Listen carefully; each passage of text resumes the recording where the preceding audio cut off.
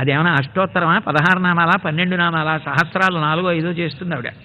ఆ సహస్రాలన్నీ అయిపోయిన తర్వాత ఎప్పుడో నైవేద్యం పెడుతుంది. ఈ లోపల పాపం వాడు ఏదో 3 ఏళ్ళో 4 ఏళ్ళో పిల్లాడు ఉంటాడు ఇంట్లో, మనవాడు. వాడికి ఏం తెలుసు? వాడు వచ్చి నాన్నమ్మ ఒక్క బూరి పెట్టవా, ఓ బూరి పెట్టవా అని అక్కడ కూర్చుంటాడు. తప్పో, దేవుడికి పెట్టాలి, పెట్టకూడదు, పోతలకి అని కోడల్ని పిలిచి వీడి తీసుకుపోని.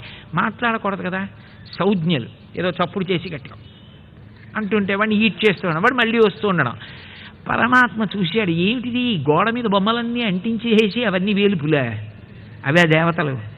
నీ మనస్సు ఏమైనా ఒక్క క్షణం లగ్నమైందా చేస్తున్న పూజ మీద? ఇదంతా పూజ, ఇదంతా పెద్ద తంతు.